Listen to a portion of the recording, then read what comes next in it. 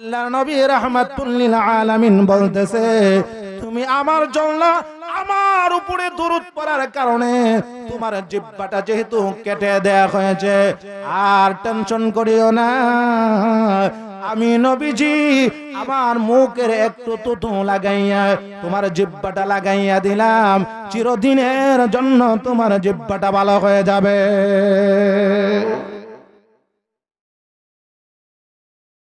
قال رسول الله صلى الله عليه وسلم كل أمتي يدخلون الجنة إلا من أبى قيل ومن أبى يا رسول الله قال من أطاعني دخل الجنة ومن عصاني فقد أبى أو كما قال عليه الصلاة والسلام اللهم صل على محمد وعلى آل محمد كما صليت على إبراهيم وعلى آل إبراهيم إنك حميد مجيد اللهم بارك على محمد وعلى آل محمد كما باركت على إبراهيم وعلى آل إبراهيم إنك حميد مجيد بلغ العلا بكماله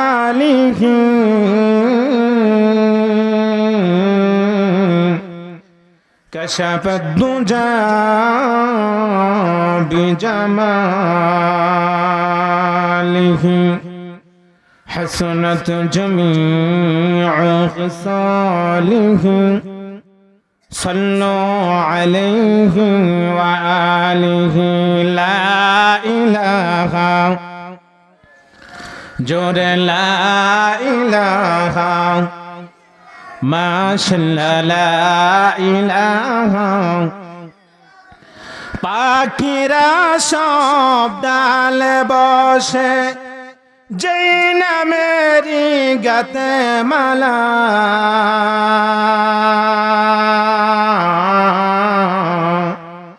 সব বেদারি রলিরা ওই করছে ওই নাম সাধনা লা ইলাহা মাশাআল্লাহ লা ইলাহা লা ইলাহা ইল্লাল্লাহ মুহাম্মাদুর রাসূলুল্লাহ সাল্লাল্লাহু আলাইহি ওয়াসাল্লাম।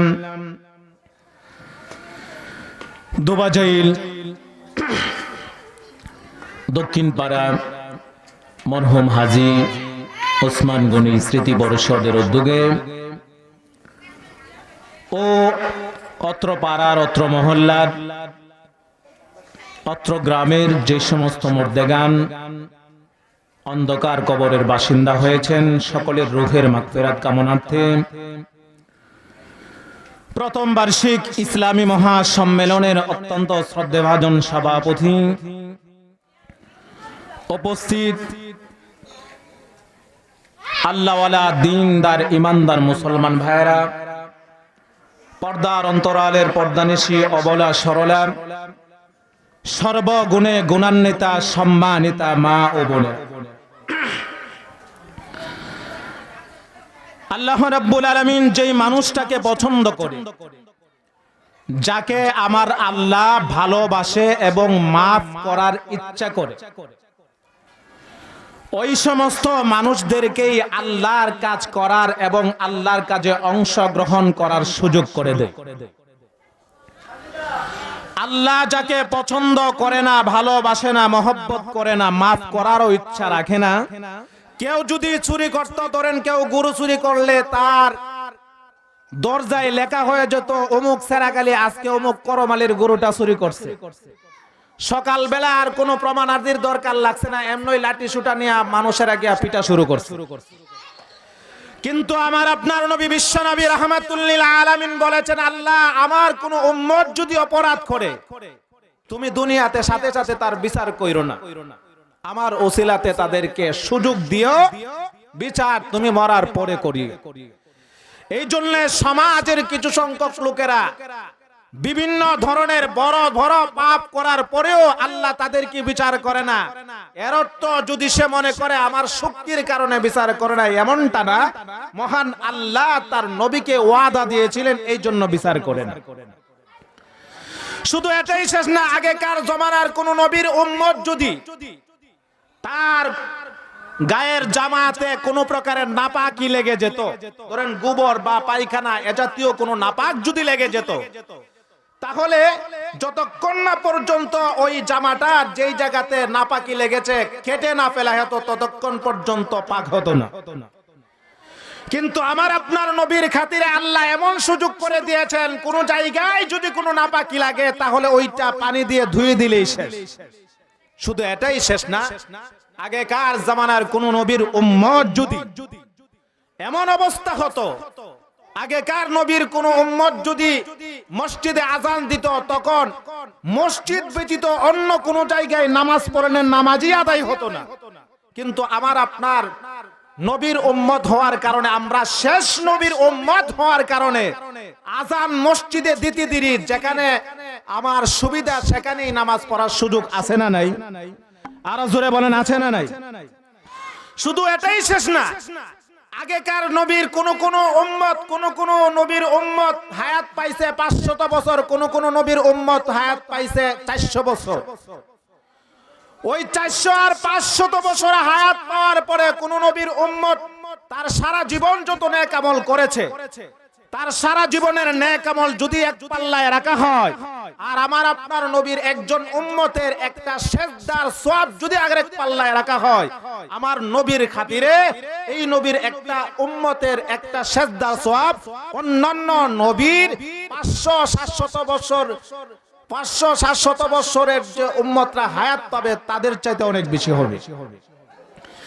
আল্লাহর পয়গম্বর মুসা আলাইহিস সালাম একদিন আল্লাহর সাথে কথা বলতে গেলেন। মুসা আলাইহিস সালাম আল্লাহর সাথে কথা বলেন, কোথায় মুসা নবীর সাথে আল্লাহ কথা বলবেন তার ব্যাপারে, কিন্তু মুসা নবীর সাথে কথা বলতেছে, কথা ঠিকই, কিন্তু আখিরি নবীর উম্মতদের গুণগান গাইতেছে। আল্লাহর পয়গম্বর মুসা আলাইহিস সালাম বলেন, কথা বলেন আপনি আমার সাথে, আর গুণকীর্তন গান ওই আখিরি নবীর উম্মতের। এর মধ্যে ব্যাপারটা কি, তারা কি এমন নেক আমল করব যে নেক আমলের কারণে তাদের এত মান মর্যাদা? আল্লাহ রাব্বুল আলামিন বলেন, তারা প্রথমত 4টা নেক আমল করবে। কতটা নেক আমল? ভারামান আল্লাহর ওই পয়গম্বর মুসা আলাইহিস সালাম যেই মাত্র মহান আল্লাহ রাব্বুল আলামিনকে এই কথাটা বললেন, আল্লাহ রাব্বুল আলামিন আপনি এতক্ষণ পর্যন্ত কথা বললেন শুধু আমার সাথে, আর প্রশংসা করলেন আখিরি নবীর উম্মতের। তারা কি এমন নেক আমল করবে, আর তাদের নেক আমলের পরিমাণটা কি রকম হবে, ওই জিনিসটা আপনার নিকট আমি জানতে চাই। আবার মহান আল্লাহ রাব্বুল আলামিন বললেন, হে পয়গম্বর মুসা,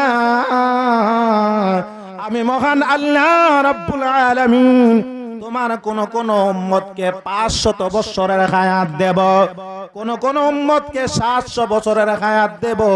ওই 500-700 বছর হায়াত পাওয়ার পর তারা যত নেক আমল করবে, ওই নেক আমল যদি এক পাল্লায় রাখা হয়, অপর পাল্লায় আখির জামানার একজন নিম্ন শ্রেণীর উম্মতদের যদি 2 রাকাত নামাজের একটা সিজদা অপর পাল্লায় রাখা হয়, ও মুসা পয়গম্বর, তোমার উম্মতের 500 বছর আর 700 বছর নেক আমলের চাইতেও আখির জামানার নবীর একজন উম্মতের একটা সিজদার দাম আমি মহান আল্লাহর কাছে কোটি কোটি গুণ বেশি লাভবান হয়ে যাবে। যেই মাত্র আল্লাহ রাব্বুল আলামিন এই কথা বলেছেন, আল্লাহর পয়গম্বর মুসা আলাইহিস সালাম বলেন, আল্লাহ তারা কি এমন নেক আমল করবে, তারা কি এমন নেক আমল করবে যে এই উসিলাতে তাদেরকে আল্লাহ এত নেকি দিবেন? আল্লাহ বলেন তারা 4টা কাজ করবে। জোরে বলুন কতটা? আরো জোরে বলুন কতটা কাজ? 1 নাম্বার, আল্লাহর পয়গম্বর মুসা আলাইহিস সালাতু ওয়াস সালাম যেই মাত্র মহান আল্লাহকে বললেন ওই আখিরি জামানায় যে নবী আসবে ওই নবীর উম্মতেরা কি কি কাজ করবে, আল্লাহ বলেন তেমন বেশি কাজ করবে না, তবে 4টা কাজ তারা করবে যার জন্য মহান আল্লাহ তাদের এত মান মর্যাদা দিয়ে দেবেন। 1 নাম্বার হলো তারা কোনো ভালো কাজ যখন শুরু করতে যাবে বিসমিল্লাহ বলে কাজটা শুরু করবে। 2 নাম্বার হলো তারা ভালো কাজটা শেষ করার পরে আমি মহান আল্লাহ রাব্বুল আলামিনের শুকরিয়া আদায় করতে গিয়ে আলহামদুলিল্লাহ বলবে। 3 নাম্বার হলো আর সহ্য কোনো কিছু যদি দেখে তাহলে সুবহানাল্লাহ বলবে। 4 নাম্বার হলো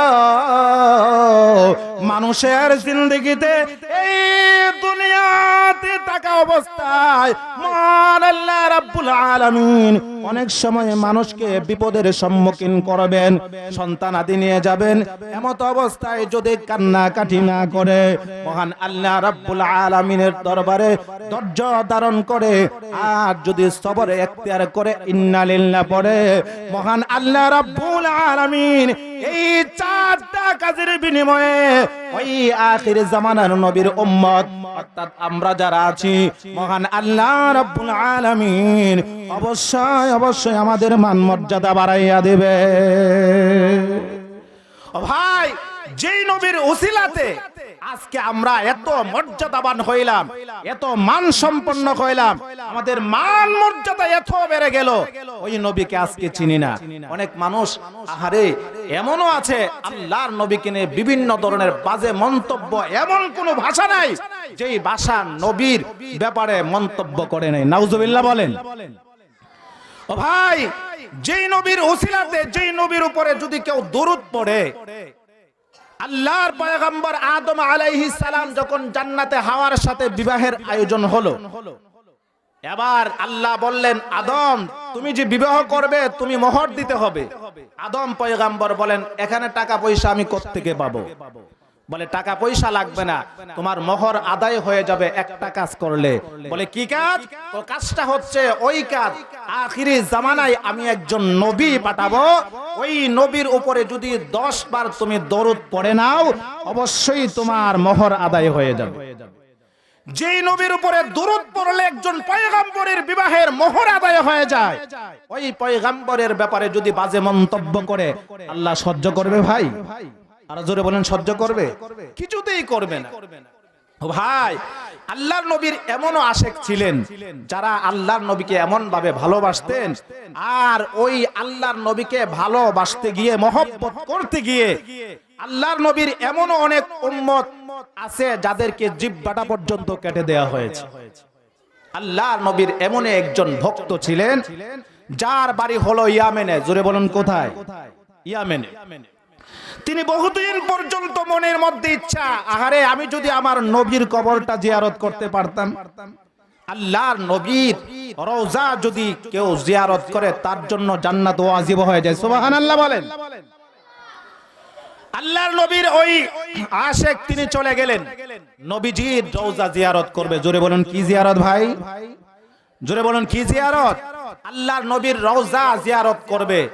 জিয়ারত করার পরে তিনি যখন রওনা দিচ্ছেন ওই জিয়ারতের শেষে বাড়িতে চলে যাবেন, এমত অবস্থায় এক লোক যে হলো শিয়া। শিয়া চিনেননি?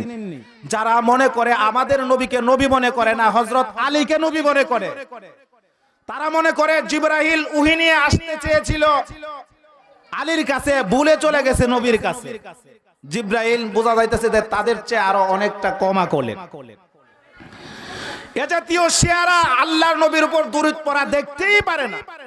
তো ওই শিয়া তাকে দাওয়াত দিয়ে নিছে যে আমার বাড়িতে আল্লাহর রাস্তে 4টা ভাত খাইবেন। তো অনেক লোক আছে ভাতের দাওয়াত পড়লে, বা অনেক হুজুররাও আছে এমনি দেখবেন হক কথা বলবে না, জীবনেও বলবে না। যদি দেখতে একটা মানুষ মরে এমন খুশি হওয়া, মনে করবো যে অন্তত 60 দিনের মাথায় বা 40 দিনের মাথায় খাওয়ানোর আয়োজন করব, এমন আছে। কিন্তু আরে ভাই, খাওয়া দাওয়া তো আছেই, এরপরও তো সমাজ থেকে কিভাবে গর্হিত কাজগুলো দূর হবে ওই সমস্ত কথাবার্তা তো বলতেই হবে। তো যাই হোক, ওই লোক চলে গেছে, দাওয়াত দিছে, দাওয়াত গ্রহণ করছে। করার পরে যেই মাত্র বাড়িতে গেছে, এমনি তার ছেলে পেলে সহ সকলে মিলে ধরে হাত পা বেঁধে বলছে, ওই যে মুহাম্মদের রওজাতে গিয়ে দুরূদ পড়েছিলে, এই অপরাধে আল্লাহর নবীর ওই আশেকের জিহ্বাটা কেটে দিছে। নাউজুবিল্লাহ বলেন। আল্লাহর নবীর ওই আশিকে রাসূল যেই মাত্র তার জিহ্বাটা কেটে দেওয়া হয়, এবার জিহ্বাটা কেটে দেওয়ার পর আল্লাহর নবীর ওই উম্মত কাটা জিহ্বাটা লইয়া আল্লাহর নবীর রওজার দিকে রওনা হয়। কান্না কাটি করে করে ওই রক্তে সারাটা শরীর রঞ্জিত হয়ে গেল, শরীরের জামা পর্যন্ত ভিজে গেল। আর মনে মনে কল্পনা করলো, হে রব্বুল আলামিন, আল্লাহ যতক্ষণ না পর্যন্ত আপনার নবীর উপরে, যেই নবীর উপরে দরুদ পড়ার কারণে আজকে আমার জিহ্বাটা কেটে আলাদা করে দেয়া হয়েছে, ওই নবী পর্যন্ত, নবীর রওজা পর্যন্ত না যতক্ষণ না যেতে পারবো, ততক্ষণ পর্যন্ত আমার সামনে আজরাইল পাঠাইও না। আল্লাহ নবীর ওই আশিকে রাসূল এবার কাটা জিহ্বাটা লইয়া এইভাবে এমন ভাবে দৌড়াদৌড়ি করে আল্লাহর নবীর রওজা পর্যন্ত যখন চলে যায়, এবার দেখা গেল আল্লাহর নবীর ওই আশিকে রাসূল ওই কাটা জিহ্বা লইয়া বিশ্ব নবী রাহমাতুল লিল আলামিনের রওজা পর্যন্ত যখন চলে যায়, রওজার কিনারে গিয়ে সারাটা শরীর রক্তে একেবারে নিস্তেজ যখন হইয়া যায়, শরীরে রক্ত শূন্য অবস্থায়, দুটি চোখে ঘুম যখন চলে এসেছে, এমত অবস্থায় দেখা যায় আল্লাহর নবীর রওজার পাশে গিয়ে ওই মানুষটা ঘুমাইয়া যখন পড়ে, ঘুমের মধ্যে স্বপ্ন দেখে আল্লাহর নবী রাহমাতুল লিল আলামিন বলতেছে, তুমি আমার জন্য, আমার উপরে দুরূদ পড়ার কারণে তোমার জিহ্বাটা যেহেতু কেটে দেয়া হয়েছে, আর টেনশন করিও না, আমি নবীজি আমার মুখের একটু তুতু লাগাইয়া তোমার জিহ্বাটা লাগাইয়া দিলাম, চিরদিনের জন্য তোমার জিহ্বাটা ভালো হয়ে যাবে। যেই নবীর তুতু লাগাইলে মুখের ভিতরে যে তুতু আছে, ওই তুতু পর্যন্ত এমন ভাবে আঠালো অবস্থা হয়ে যায়, ওই নবীকে ভালোবাসার দরকার আছে না নাই? আরো জোরে বলেন, আছে না নাই? ওই নবীর উপরে যদি কেউ দুরূদ পাঠ করে, এই দুরূদ পাঠের ওসিলাতে মহান আল্লাহ তার কবরের আযাব পর্যন্ত বন্ধ করে দেয়। সুবহানাল্লাহ বলেন। আমরা যারা এখানে আছি, কবরের আযাব বন্ধ হোক আমরা চাই কি চাই না? আরো জোরে বলেন, চাই কি চাই না? ও ভাই, এই দুনিয়াটা টাকার জায়গা না, কেউ ইচ্ছা করলে থাকতেও পারবে না। অর্থাৎ যে যত বড়ই সুখী হোক, যদি মনে করে আমার টাকা পয়সার অভাব নাই, কিন্তু দেখবেন চোখে ঘুম নাই। অনেকে আবার ঘুম আছে, কিন্তু ঘুম আছে ঠিকই, কিন্তু টেনশনে আহারে সকালবেলা কি খাবো, কি করব, এটাও একটা দুশ্চিন্তা থাকে। অর্থাৎ এই দুনিয়াটা শান্তির জায়গাই না। এক কথা, দুনিয়াটা শান্তির জায়গা না, ওই দুনিয়াতে কেউ শান্তির চেষ্টা করলেও হবে না। এজন্য আসুন, দুনিয়া থেকে বিদায় হয়ে গেলে পরে আমার যেই জিনিসটার প্রয়োজন, ওই জিনিসটা দুনিয়া থেকে অর্জন করা লাগবে কি লাগবে না? আরো জোরে কোন, লাগবে কি লাগবে না? ও অবশ্যই লাগবে। আল্লাহর নবী বলেছেন এই দুনিয়াতে ওই ব্যক্তি বেশি বুদ্ধিমান যে দুনিয়ার সময়টা কাজে লাগাইয়া কবরের পুঁজি অর্জন করতে পেরেছে, সে হচ্ছে দুনিয়াতে সবচেয়ে বড় বুদ্ধিমান। আর আমাদের সমাজের বুদ্ধিমান হচ্ছে যে 7, 5, 12 আর 13 এই পেজ সেই পেজ, এই কাগজ সেই কাগজ পেজ লাগাইয়া চলতে পারে, আমরা তাদেরকে বুদ্ধিমান মনে করি। আল্লাহর নবী বলেন তারা বুদ্ধিমান কিছুতেই হতে পারে না, কারণ তারা হয়তো সামাজিক কিছু যাই ঝামেলা লাগাইয়া পেট পালতে পারবে, কিন্তু নিজেদেরকে কবর থেকে বাঁচাইতে পারবে না। অর্থাৎ কবর থেকে যে নিজেকে না বাঁচাইতে পারবে সে দুনিয়াতে বুদ্ধিমান হলেও আল্লাহর রাসূলের হাদিস অনুযায়ী সে বুদ্ধিমান না। তো যাই হোক ভাইয়ের আমার, আসুন আমি যে কথা বুঝাচ্ছিলাম, মহান আল্লাহ রাব্বুল আলামিন, আমি পবিত্র কালামুল্লাহ শরীফ থেকে একখানা আয়াতে কারিমা তিলাওয়াত করেছিলাম, যে আয়াতে কারিমাতে মহান আল্লাহ রাব্বুল আলামিন বলেন যে আমি আল্লাহকে ভালোবাসতে চাই, যে আমি আল্লাহকে মহব্বত করবে, সে যেন আমার নবীকে মহব্বত করে। আর নবীর মহব্বতের অর্থ কি, আল্লাহর ভালোবাসার অর্থ কি? নবীর মহব্বতের অর্থ হচ্ছে আল্লাহর নবী যেই জিনিসটা যেইভাবে বলেছেন সেইভাবে যদি কেউ পরিপূর্ণভাবে করতে পারে তাহলেই সে আল্লাহর নবীকে মহব্বত করার প্রমাণ পাইল। এখন নবী বলছে একটা, আর আমরা যদি করি আরেকটা, তাহলে নবীর কাজে আর আমার কথায় মিলাছিনি। অর্থাৎ যে নবীর মতে মত সে হবে নবীর উম্মত, নবীর মতে মত না সে নবীর উম্মত হতে পারে না। এজন্য আল্লাহর নবীকে ভালোবাসার মূল আকর্ষণ হচ্ছে নবী যে অর্ডার করেছেন সেই অর্ডারটা মানা। আর আমি সারা দিন ধরেন একটা লোকের মহব্বত করলাম, কিন্তু সে আমার একটা অর্ডার করলো মানলাম না, এটা মহব্বত হইল না অপমানি হইল? আরো জোরে বলেন। এজন্য আসুন আল্লাহর নবীকে মহব্বত করতে হবে কথার দ্বারা, কাজের দ্বারা, আল্লাহর নবীর অর্ডার পরিপূর্ণ মানার দ্বারা, ঠিক কিনা বলেন? ভাই আল্লাহর নবীর উপরে কেউ যদি মহব্বতের সাথে একবার দুরূদ পড়ে, আল্লাহর নবী বলেন তার পিছনের 10টা গুনাহ মাফ করে দেয়া হয়। 10টা গুনাহ মাফ করে দেয়া হয়, 10টা সওয়াব তার আমলনামায় লিখে দেয়া হয়। শুধু এটাই শেষ না, আল্লাহর নবীর উপরে পরিপূর্ণভাবে যদি কেউ দুরূদ শরীফ পাঠ করে, এর উসিলাতে মহান আল্লাহ মুসিবত পর্যন্ত দূর করে দেয়। আপনারা অনেকেই শুনেছেন মূসা আলাইহিস সালামকে ফেরাউন একেবারে নদীর পারে, নীল নদের পারে নিয়ে গিয়েছিল তার বাহিনী দৌড়াইয়া। এমত অবস্থায় অনেকেই শুনেছে যে মূসা আলাইহিস সালামের হাতে যে লাঠি ছিল ওই লাঠিটা ফেলে দেওয়ার সাথে সাথে সাপ হয়ে রাস্তা হয়ে গেছে। আসলে সাথে সাথে রাস্তা হয় নাই। লাঠিটা যখন ওই নীল নদীতে নিক্ষেপ করেছে, আল্লাহর পয়গম্বর মূসা আলাইহিস সালাম বলেন, আল্লাহ আপনি বলেছেন লাঠিটা ফেলে দেওয়ার সাথে সাথে রাস্তা হয়ে যাবে, এখন তো আর রাস্তা হয় না কেন? আল্লাহ রাব্বুল আলামিন তখন বলেছিল, আখিরি জামানায় আমি একজন নবী পাঠাবো, ওই নবীর উপরে তুমি 10 বার অথবা 12 বার তুমি দুরূদ শরীফ পড়ে নাও, যতবার দুরূদ শরীফ পড়বে ততটা রাস্তা আমি আল্লাহ করে দেব। সুবহানাল্লাহ।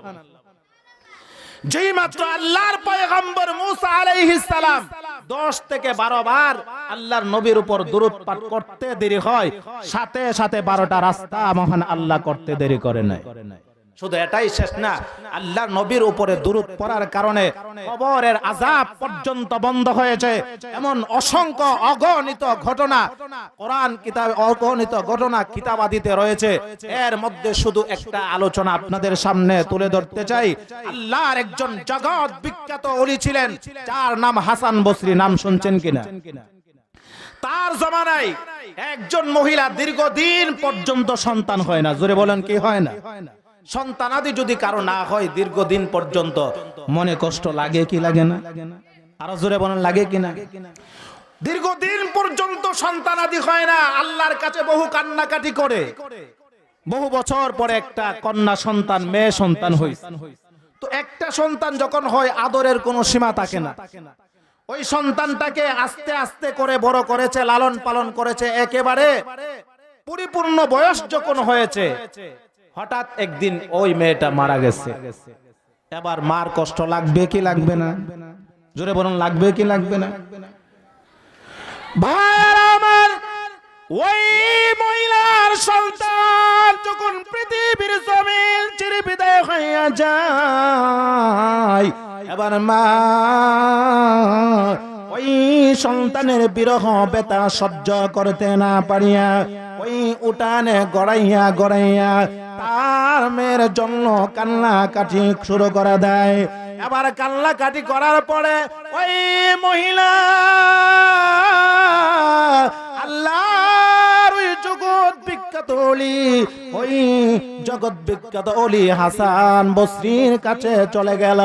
হাসান বসরিকে জিজ্ঞাসা করে, আল্লাহর ওলি রে, মহান আল্লাহ রাব্বুল আলামিন বহু বছর পর্যন্ত আল্লাহর কাছে কান্নাকাটি করার পর আমার মহান আল্লাহ আমাকে একটা সন্তান দিয়েছিল, ওই সন্তানটা আবার নিয়ে গেছে।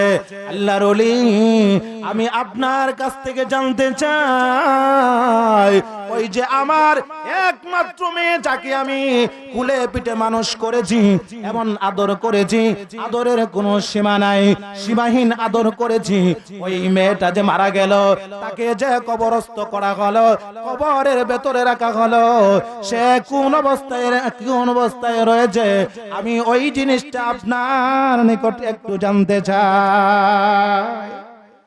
হাসান বসরি বলেন, আপনার মেয়ে মারা গেছে, কবরে কোন অবস্থা আছে এটা তো আমি বলতে পারবো না, একমাত্র কে বলতে পারবে? আরো জোরে বলেন, কে বলতে পারবে? আল্লাহ রাব্বুল আলামিন বলতে পারে। কেবলমাত্র আল্লাহই বলতে পারে কার কবরের কোন অবস্থা ঠিক কিনা বলে। ভাইরা আমার, আল্লাহর ওই জগৎ বিখ্যাত ওই ওলি হাসান বসরি রাহমাতুল্লাহ আলাইহি এবার ওই মহিলাকে লক্ষ্য করে বলেন, আল্লাহর বান্দিরে, ওই যে আপনার মেয়ে দুনিয়ার জিন্দেগি ছেড়ে বিদায় হয়ে গেছে, তাকে কবরে দাফন করা হয়েছে, ওই কবরে ওই মেয়েটা কোন অবস্থায় রয়েছে তা আমি কখনোই বলতে পারবো না। তবে তুমি দুইটা আমল করবে। এক নাম্বার আমল হলো, তুমি আজকে আশার নামাজ আদায় করার পর আল্লাহকুমুত তাকাসুর যে সূরাটা রয়েছে, ওই সূরাটা তুমি 7 বার তিলাওয়াত করবে এবং 7 বার ওই আপনার নবীর উপরে দরুদ পাঠ করবে। দরুদ পাঠ করার পরে তুমি যখন ঘুমাইয়া যাবে, হতে পারে মহান আল্লাহ রাব্বুল আলামিন ওই নবীর দুরুদের ওসিলায় অবশ্যই তোমাকে স্বপ্ন যুগে হইল তোমার ওই মেয়ে সন্তানটা কবরে কোন অবস্থায় রয়েছে, ওই অবস্থাটা তোমার চোখের সামনে মহান আল্লাহ তুলে ধরবে। ও মহিলা শুনো, তুমি যদি এই আমলটা করতে পারো, আল্লাহকুমুত তাকাসুর সূরাটা যদি 7 বার পড়তে পারো, আর শেষ নবীর উপর, যেই নবীর উসিলাতে আল্লাহ আমাকে বানাইলেন, তুমি আমার নিকট এসেছো তোমার মেয়ের কবরের অবস্থা জানার জন্য, যেই নবীর উসিলাতে আল্লাহ তোমাকে বানাইলো, ওই নবীর উপর দুরূদ পড়ে নিও, দেখবে এর উসিলাতে আল্লাহ হতে পারে তোমাকে তোমার মেয়ের কবরের কোন অবস্থা সেটা জানাইয়া দিতে পারে। আল্লাহর ওলি হাসান বসরি রাহমাতুল্লাহ আলাইহি ওই মহিলাকে 2টা জিনিস যখন শেখাইয়া দেয়, ওই 2টা জিনিস শেখার পরে এবার মহিলা তার বাড়িতে চলে গেল। বাড়িতে চলে যাওয়ার পর এশার নামাজ আদায় করার পরে ওই 7 বার সূরা তিলাওয়াত করলো এবং 7 বার আল্লাহর নবীর উপর দরুদ পাঠ করলো। এবার লক্ষ্য করে দেখা যায় ওই মহিলা রাত্রি যখন গভীর হইয়া যায়, ওই গভীর রাত্রিতে হঠাৎ করে স্বপ্নে দেখে ওই যে তার আদরের একমাত্র মেয়েটা দুনিয়ার জিন্দেগি ছেড়ে বিদায় হয়ে গেছে। ওই মেয়েটার কবরে মহান আল্লাহ রাব্বুল আলামিন জাহান্নামের এমন শক্ত আগুন দিয়েছে, ওই আগুনটা যখন দাউ দাউ করে ওঠে, ওই নিচ থেকে, ওই কবরের নিচ থেকে যখন আগুনটা দাউ দাউ করে জ্বলতে শুরু করে দেয়, এমত অবস্থায় দেখা যায় ওই যে মেয়েটা মারা গেল তার লাশটা উপরের দিকে উঠতে থাকে। এবার আগুনের ক্ষমতা যখন কিছুটা কমে যায়, এমত অবস্থায় ওই মেয়ের লাশটা আবার নিচের দিকে নামতে থাকে। একবার উপরে উঠে আবার নিচের দিকে নামে, আবার আবার উপরের দিকে আবার নিচের দিকে নামতে শুরু করে দেয়। এই অবস্থা যখন হয়ে গেল, এবার মহিলা গভীর রজনীতে এমন দুঃস্বপ্ন দেখার পরে সাথে সাথেই ওই মহিলা ঘুম থেকে চিৎকার মেরে সজাগ হয়ে গেছে। চিন্তা করলো, আহারে আমি কেমন স্বপ্ন দেখলাম, যেই মেয়েটাকে আমি একেবারে মাটিতেই রাখিনি, শুধু কুলে পিটেই মানুষ করেছি, ওই মেয়েটা আজকে এই অবস্থা, কবরে তার আগুন দাও দাও করে জ্বলছে, এখন কি করতে পারি? মহিলা সকালবেলা চলে গেল, ওগো আল্লাহর ওলি হাসান বসরি, আপনি যেইভাবে বলেছিলেন আমি সেইভাবেই কাজ করেছি। কাজ করার পরে দেখা গেছে আমার ওই যে মেয়েটা, তার কবরের অবস্থা দেখলাম। আমার মেয়েটার কবরে যখন আগুনটা ধাউ দাও করে জ্বলে ওঠে, আমার মেয়ের লাশটা কবরের উপরের দিকে উঠতে থাকে। আবার যখন দেখলাম, আবার যখন কিছুটা আগুন শিথিল হয়ে যায়, তখন লাশটা নিচের দিকে নামতে থাকে। আল্লাহর ওই ওলি হাসান বসরি বলেন, মাগো আপনার মেয়ে যে মারা গেল, আপনার মেয়ের আমল কেমন ছিল? বলে আমল আল্লাহর কোনো কাজ তেমন একটা করতো না, শুধু সারাদিন সাজসজ্জা করত। আমি যদি বলতাম একটা, সে করতো আরেকটা, কারণ আদরের মেয়ে তো আর কিছু বলতেও পারি না। তবে সাজসজ্জা তার প্রতি ছিল আকর্ষণ, সাজসজ্জার প্রতি তার আকর্ষণ বেশি ছিল। যদি বলতাম কোরআন তেলাওয়াত করো, ওই দিকে বেশি খেয়াল করতো না। যদি বলতাম পর্দায় থাকো, এটাও খেয়াল করতো না। অর্থাৎ এমত অবস্থায় থাকতো, মানে আল্লাহ রাসূলের কোন বিধিবিধান মানতে গেলে তার জন্য খুব একটা কষ্ট হয়েছে। ও ভাই, পর্দা করা, মেয়েদের পর্দা করা, মাথায় কাপড় দেওয়া আল্লাহর রাসূলের বিধান কি বিধান না? আরো জোরে বলেন, বিধান কি বিধান না? এমনও অনেক মহিলা আছে শুধু আল্লাহর ঘর মসজিদে আজান দিতেছে, এমত অবস্থায় মাথায় কাপড় দিছে, এই উসিলাতে আল্লাহ তারে মাফ করে দিছে। আল্লাহর একজন জগৎ বিখ্যাত, শুধু পুরুষেরাই আল্লাহর ওলি হয়েছে এমনটা না, মহিলাদের মধ্যে আল্লাহর কিছু ওলি ছিলেন, যার একজনের নাম হলো জুবাইদা। তিনি যখন মারা গেল, তার এক বান্ধবী স্বপ্নে দেখে, ও জুবাইদা, তুমি তো দুনিয়া থেকে বিদায় হয়ে গেলে, তবে আমার মহান আল্লাহ তোমার সাথে কেমন ব্যবহার করেছে? তোমাকে কি আল্লাহ মাফ করে দিছে? মাফ করে দিয়ে কি জান্নাত দিছে, নাকি আল্লাহ তোমাকে মাফ করছে না? এই জিনিসটা জানতে চান। আল্লাহর ওই বান্দি যেই মাত্র ওই জিনিসটা জুবাইদার নিকট জানতে চাইল, এবার জুবাইদা তার বান্ধবীকে লক্ষ্য করে বলেন, আমি যখন পৃথিবীর জমিন ছেড়ে চির বিদায় হইয়া কবরের বাসিন্দা হয়ে যায়, এমত অবস্থায় মহান আল্লাহ রাব্বুল আলামিন আমাকে জিজ্ঞাসা করলো, জুবাইদা রে, তুমি আমার জন্য কি এমন নেক আমল নিয়ে এসেছো? এবার জুবাইদা বলেন, আল্লাহ আপনার দরবারে পেশ করার মতো এমন কোন আমল আমি আনতে পারি নাই। এবার জুবাইদা এমন ভাবে যখন বলেছে, মহান আল্লাহ রাব্বুল আলামিন বলেন, হে রে জুবাইদা, আমি মহান আল্লাহর কাছে তোমার একটা নেক আমল জমা রয়েছে। বলে কি নেক আমল?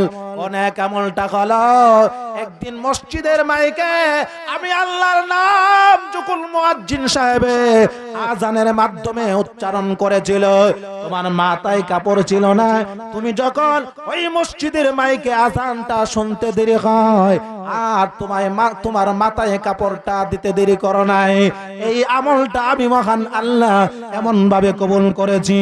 কবুল করে শেষ নয়, ওই যে আজানের সময় তুমি তোমার মাথাটা ঢেকে দিলে কাপড় দিয়ে, তুমি তোমার মাথাটা ঘুরে ফেললে, এই জন্যে এই আমলের উসিলাতে আমি মহান আল্লাহ রাব্বুল আলামিন তুমি জুবাইদাকে মাফ করে দিয়ে আমার আল্লাহ তুই জান্নাতের মেহমান বানাইয়া দিলা।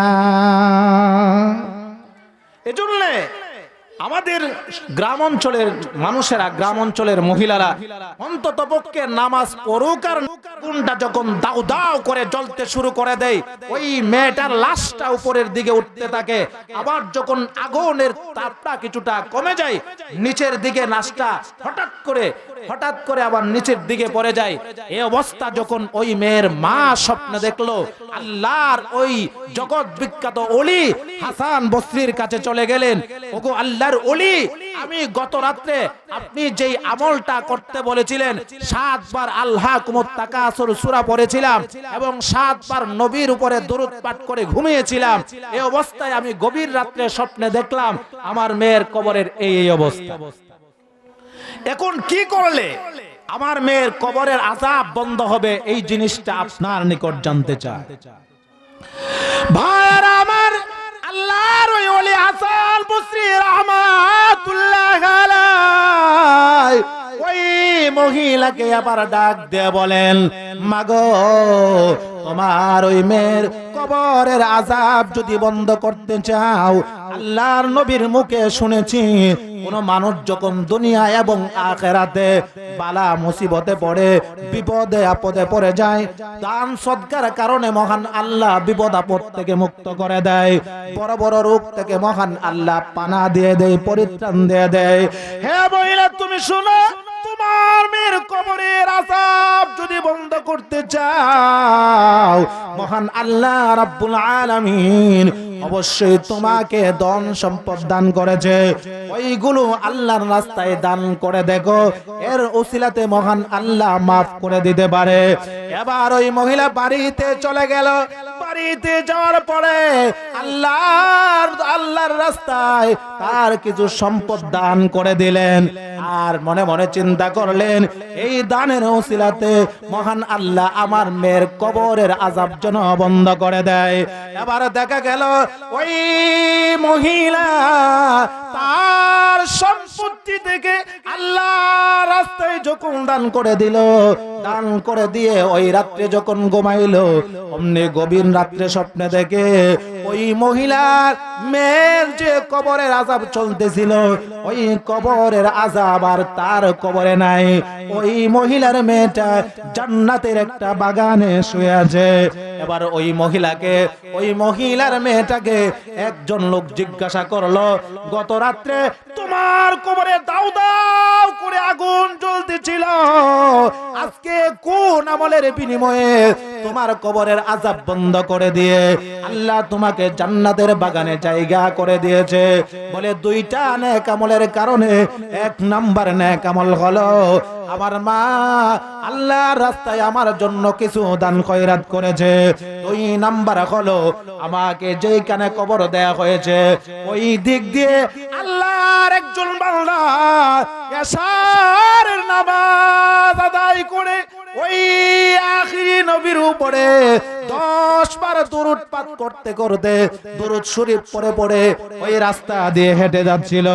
এই দরুদের ওসিলায় মহান আল্লাহ রাব্বুল আলামিন আমি সহ এই কবরে যাদের আযাব চলতেছিল, সকলের কবরের আযাব মহান আল্লাহ রাব্বুল আলামিন চিরদিনের জন্য বন্ধ করে দিয়েছে।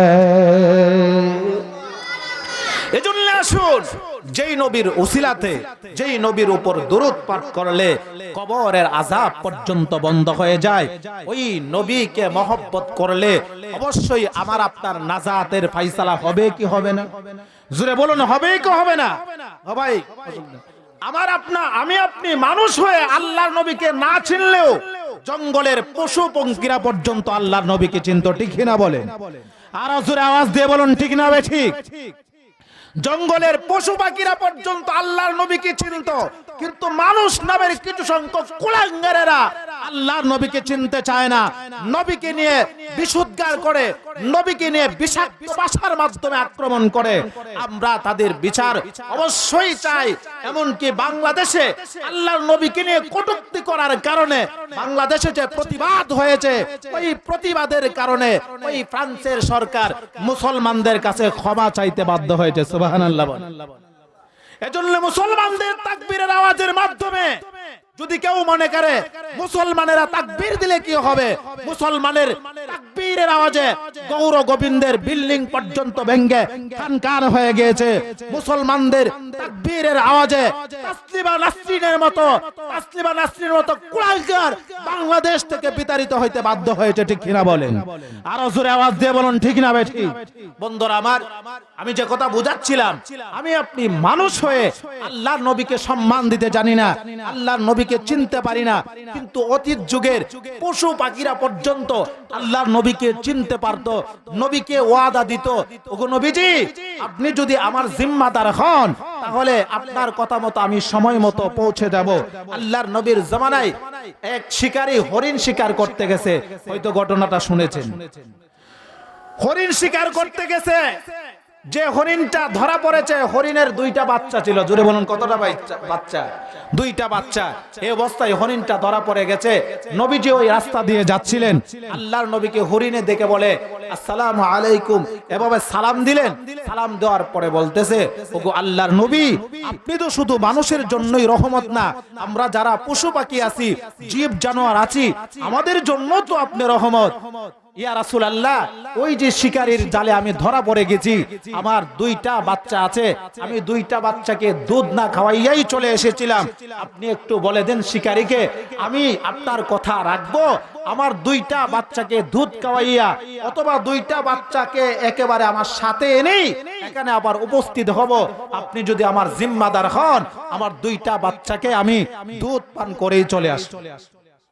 আল্লাহর নবী বলেন আমি তোমার জিম্মাদার হইলাম, তবে তুমি সময় মতো চলে আসবে। হরিণী চলে গেছে, গিয়ে বাচ্চা দুইটাকে দুধ খাওয়াইয়া দুটোটা বাচ্চা সাথে নিয়ে আসছে। এই অবস্থায় শিকারী এসে দেখে তার হরিণ যে শিকার করেছিল হরিণ নাই, এখানে আল্লাহর নবী দাঁড়িয়ে আছে। ডাক দিয়ে বলে, ও মিয়া আমার হরিণ কই? তুমি এই জায়গায় কোন কারণে? তোমারই কি আমি শিকার করছিলাম? আমি হরিণ শিকার করতে এসেছি, তুমি কোন জায়গায় এখানে কোন কারণে দাঁড়িয়ে থাকলে? আল্লাহর নবী বলেন, যে হরিণটা তুমি শিকার করেছিলে ওই হরিণের দুইটা বাচ্চা আছে। আমরা যেমন মায়ের সন্তান, ওই পশু পাখিরাও তো মায়ের আদর চায়, মায়ের বুকের দুধ চায়, তাই তার দুইটা সন্তানকে দুধ খাওয়ানোর জন্য চলে গিয়েছিল। অতএব আমি ওয়াদা দিয়েছি অবশ্যই চলে আসবে। আল্লাহর নবীর সাথে যেই ওয়াদা করেছে হরিণী, সাথে সাথেই যখন ওয়াদা করেছিল, যেই সময়ের কথা বলেছিল ওই সময়ে উপস্থিত হয়েছে, উপস্থিত হয়ে ওই সময়েই উপস্থিত হয়ে গেছে।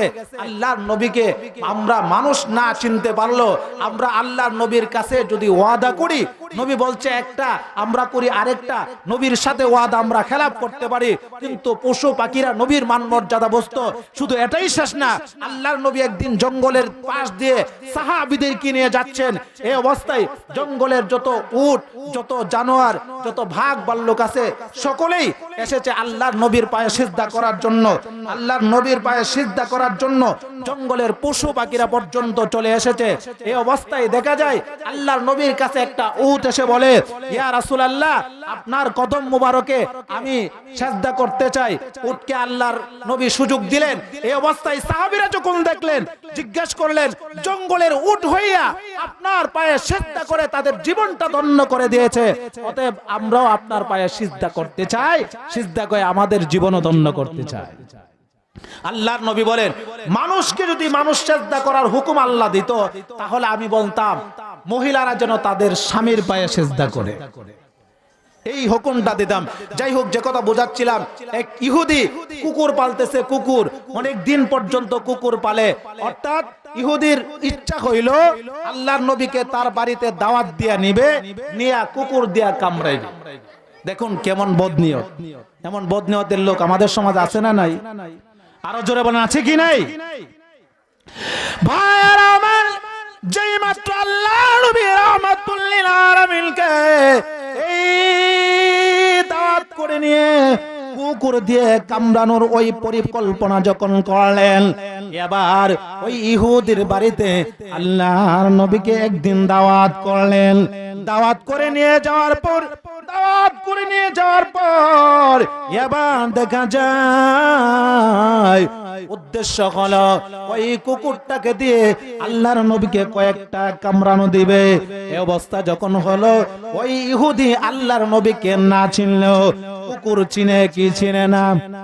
আরো জোরে বলুন, চিনে কি চিনে না? যেই মাত্র আল্লাহর নবীকে ওই ইহুদি তার বাড়িতে দাওয়াত করে নিল, এই অবস্থায় আল্লাহর নবীকে ওই কুকুর শুনাইয়া দিলেন, কুকুরকে লেলিয়ে দিলেন, কুকুরকে তাড়িয়ে দিলেন। ডাক দিয়ে বলে, কুকুর, দীর্ঘদিন পর্যন্ত আমি পচা বাসি কোনো মাংস তোমাকে খাওয়াই নাই, তরতাজা মাংস খাইয়ে এমন ভাবে তোমার শরীরে শক্তি সঞ্চয় ও শক্তি জোগাড় করার জন্য আমি অনেক খাওয়ায়া তোমাকে খাওয়াইয়াছি।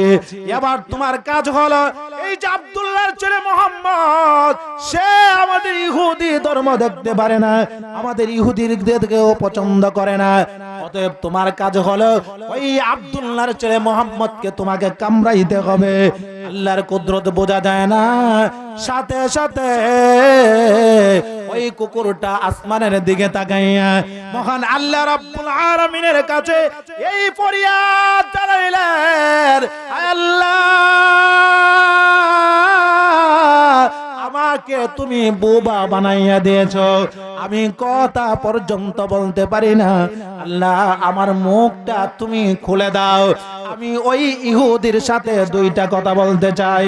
যেই মাত্র আল্লাহর কাছে ওই ইহুদির পালিত কুকুর আল্লাহর কাছে যখন ফরিয়াদ করলেন, আবার মহান আল্লাহ রাব্বুল আলামিন আর মুখের ওই ফরিয়াদ শোনার পরে মহান আল্লাহ তার জবানটা পর্যন্ত খুলে দিয়েছে। এবারে কুকুর ডাক দিয়ে বলে, হে ইহুদি, যেই নবীজির উসিলায় তুমি ইহুদি এখনো পর্যন্ত আল্লাহর আসমানের নিচে জমিনের উপরে এখনো পর্যন্ত তুমি জীবিত রয়েছো, যেই নবীর উসিলাতে আসমানের রুদ্র তোমার শরীরে লাগে, যেই নবীর উসিলাতে নদীর পানি তুমি খাইতেছো, যেই নবীর উসিলাতে আল্লাহর প্রকৃতি তোমাকে পাথর দিয়ে শীতল করে দেয়, ওই নবীকে কামড়ানোর জন্য তুমি আমারকে অর্ডার দিচ্ছ। না না রে ইহুদি, শরীরে এক ফোঁটা রক্ত ততক্ষণ পর্যন্ত থাকবে, ততক্ষণ পর্যন্ত আল্লাহর নবীকে একটা কামড়ও দিতে পারবো না। কারণ ওই ইহুদিকে লক্ষ্য করে বলে, তুমি ইহুদি ওই নবীকে না চিনতে পারলেও আমি কুকুর, আল্লাহর একজন নিম্ন শ্রেণীর সৃষ্টি হওয়ার পরেও ওই নবীকে অবশ্যই চিনতে পেরেছি, অতএব ওই নবীকে কামড়াতে পারবো না, ওই উল্টা কামড় এখন আমি তোমাকেই দিতে হবে। ইহুদি কুকুর পেলেছিল নবীকে কামড়ানোর জন্য, কিন্তু আল্লাহ ইচ্ছে করলে ঘটনা ব্যতিক্রম করতে পারে কি পারে না? আল্লাহ ইচ্ছে করলে অবশ্যই মোড় পাল্টায় দিতে পারে। এজন্য যে যত বড়ই ষড়যন্ত্র করুক, আল্লাহর নবীর শানে বেয়াদবি করুক, আল্লাহর নবীর উম্মতদের শানে আলেম ওলামাদের শানে যারা বেয়াদবি করবে, অবশ্যই অবশ্যই মহান আল্লাহ রাব্বুল আলামিন এই দুনিয়াতে হোক বা পরজগতেই হোক এর একটা ব্যবস্থা করবে কি করবে না? আরো জোরে বলুন, করবেই কি করবে না? এজন্য আসুন ভাইরে, এই দুনিয়া আজকে আছি, আগামীকাল আমরা নাও থাকতে পারি। দুনিয়াতে থাকা অবস্থায় আমরা যদি দুনিয়াতে আমার মহান আল্লাহ কোন মানুষকে 50 বছর, কাউকে 60 বছর, কাউকে 70 বছর হায়াত নামের যে বাজেট দিলেন, এটা হচ্ছে আখিরাতের সঞ্চয় অর্জন করার জন্য একটা পুঁজি। জোরে বলুন কি পুঁজি? ধরুন কোন একটা মানুষ যদি 5 লক্ষ অথবা 7 লক্ষ টাকা খরচ করে বিদেশ যায়, বিদেশ যাওয়ার পরে রুজি রোজগার না করেই যদি দেশে চলে আসে, তাকে কি মানুষ ভালো পায় না ইয়ার কি করে? আরো জোরে বলুন। অনেকে মনে বলে, বাবা রে আর কায়া কাম নাই, হে গেছে বিদেশ, হে বিদেশ যায় টাকা কামাই, হের বাপ হই কত কামাইছিল, এমন বলে কি বলে না? ঠিক তেমনি ভাবে আমাকে আপনাকে আল্লাহ 70 বছর, 60 বছর, 80 বছরের হায়াত নামের পুঁজি দিলেন। ওই পুঁজি লাগাইয়া যদি আল্লাহর কাজ না করতে পারি আর এমনি এমনিতেই দুনিয়া থেকে বিদায় হয়ে যায়, আল্লাহর ফেরেশতারা তিরস্কার করবে কি করবে না? জোরে বলুন, করবে কি করবে না? অবশ্যই আল্লাহর ফেরেশতারা তিরস্কার করবে। শুধু তিরস্কারেই শেষ নয়, কিছু মজা আছে না নাই? আরো জোরে বলেন, মজা আছে না নাই? অনেকে আবার এইটাও মনে করে, আল্লাহর হুকুম মানলে মানুম, না মানলে নাই, মরলে তো একটা হইবই। মরলে বলে একটা ওই বই। আমি আপনাদের জিজ্ঞেস করতে চাই, একটা কি 12টার আগে বাজে না পরে বাজে? একটা যে বাজে 12টার আগে না পরে? আল্লাহ একটা কিছু করবো কথাটি, কিন্তু 12টা বাজায় না একটা করতো, এর আগে তো না। এজন্য যে যত কিছুই বলুক যে আমি আল্লাহর হুকুম মানি বা না মানি, একটা তো হইবই, একটা হইব কথাটি, কিন্তু 12টার পরে কিন্তু বুঝা লেখেন। তো যাই হোক, যে কথা বোঝাচ্ছিলাম, আপনারা অনেকেই ধৈর্য সহকারে বসেছেন, অনেকেই এসেছেন। আল্লাহ রাব্বুল আলামিন আমার প্রত্যেকটা ভাইকে দিনের আলোচনা শোনার জন্য যে সুযোগটুকু করে দিয়েছিলেন, এবং আমি আপনাদের এই সন্তান হিসাবে, এই বাড়ির মরহুম হাজী ওসমান গনি সাহেবের সন্তান হিসাবে, শুধু আমি আমার আব্বার জন্যই না, এই মহল্লার প্রত্যেকটা মানুষ যারা আমাদের মুরব্বী ছিলেন, বিশেষ করে আমার কাকা, চাচা, এমনকি আব্দুল মালিক কাকা, পাশাপাশি আমাদের প্রতিবেশী যারা আছেন, অনেক মুরব্বিয়ানে কেরাম অন্ধকার জগতে চলে গেছে, না জানি আল্লাহ তাদের কবরে কোন অবস্থায় রেখেছেন। তাদের আত্মার মাগফিরাত কামনার্থে আল্লাহ যেন তাদের আত্মার শান্তি দিয়ে দেয়, তাদের কবরটা যেন জান্নাতের বাগান বানাইয়া দেয়। আল্লাহ যেন এই মহল্লার, শুধু এই মহল্লারই না, পুরো গ্রামের যত মানুষ অন্ধকার কবরে চলে গেছে, না জানি কে কোন অবস্থায় রয়েছে, একটা মানুষ যখন অন্ধকার কবরে চলে যায়, সন্তানাদির দিকে তাকাইয়া থাকে, দেখি আমার এতগুলো সম্পদ আর সন্তান রেখে আসলাম, আমার সন্তানেরা আমার সম্পত্তি থেকে আল্লাহর রাস্তায় কিছু খরচ করেই কি করে না, এই জিনিসটার আশায় আশায় থাকে। আর তাকাইয়া তাকে, হারে আমার একটা সন্তান যদি একটা নেক আমল করে, ওই নেক আমলের হাদিয়া আমার কবরে পৌঁছাইতো। আমরা যেমন ছোট ছোট বাচ্চারা যেমন আশা করে, আমার আব্বা যদি আমার 10টা টাকা দিত, আমি জালমুড়ি খাইলে কলজাটা শান্তি পাইতো, এমন আমাদের যারা মুরব্বীরা দুনিয়া থেকে চলে গেছে, তারাও কবর থেকে এমন ভাবে আমাদের উপরে আশা করে আছে, আরে আমার একটা সন্তান যদি নামাজ পড়ে আমার জন্য হাদিয়া পাঠাইতো, আমার একটা সন্তান যদি মাহফিলে গিয়ে ওয়াজ শুনে আমল করে আমার জন্য হাদিয়া পাঠাইতো। আমরা যেমন শিশু বাচ্চাদেরকে 10টা টাকা দিলে তার কলিজাটা যেমন শীতল হয়, খুশি হয়, আমরা যখন কোন নেক আমল করে মা বাবার জন্য দোয়া করি, কবরে ফেরেশতারা যখন দোয়ার হাদিয়াটা পৌঁছাইয়া দেয়, মা বাবা আমাদের জন্য ততটুকু খুশি হয়ে যায়। সুবহানাল্লাহ বলেন। ও ভাই, আমি আপনি যদি দুনিয়াতে থাকা অবস্থায় আমি আমার আব্বার জন্য, আমি আমার মার জন্য, আমি আমার চাচা কাকা জেঠাদের জন্য কিছু করে যাই, প্রতিবেশীর জন্য কিছু করে যাই, গ্রামের জন্য কিছু করে যাই, তাহলে আমিও যখন দুনিয়া থেকে বিদায় হয়ে যাব, আমিও যখন মারা যাব, আল্লাহ হতে পারে কোনো না কোনো মানুষের অন্তরে আমার প্রতি মায়া সৃষ্টি করে দিবে, তারাও আমার জন্য এমন বিভিন্ন অনুষ্ঠানের মাধ্যমে, ধর্মীয় অনুষ্ঠানের মাধ্যমে ঈসা আলাইহিস সালামের ব্যবস্থা করে দিবেন। ঠিক না বলে? আরো জোরে বলুন, ঠিক না ঠিক? অতএব আজকের মাহফিল যদিও একজন ব্যক্তিকে উপলক্ষ করে নয়, একটা ব্যক্তির জন্য যদিও নামটা আছে, কিন্তু আসলে শুধু তিনিই শেষ না। এই পাড়ার, এই মহল্লার, এই গ্রামের, এই বাড়ির যে সমস্ত মানুষেরা অন্ধকার কবরের বাসিন্দা হয়েছে, সকলের রুহের মাগফিরাত কামনার্থে আজকের এর আয়োজন। এজন্য আমি মনে করব আমার আশেপাশের যে সমস্ত ভাইরা আছেন, যে সমস্ত মুসল্লিয়ানে কেরামরা আছেন, যে সমস্ত লোকেরা রয়েছে, অবশ্যই আমাদের মাহফিলে যেইভাবে এখনই মাগরিবের পরই যেইভাবে আপনারা অংশগ্রহণ করেছেন, আমি অত্যন্ত খুশি হয়েছি। আমি আপনাদের গ্রামের সন্তান হওয়ার পরেও আপনারা আমাদের একটা কথা অ্যাকসেপ্ট করেন, একটা কথা শুনেন, এজন্য আপনাদেরকে অসংখ্য ধন্যবাদ জানাই। আর ধন্যবাদ জানিয়েই শেষ নয়, আমার আপনার ধন্যবাদেই আপনার পরিপূর্ণ পাওয়া শেষ হবে না। এর প্রতিদান, এর ফলাফল একমাত্র দেবে কে?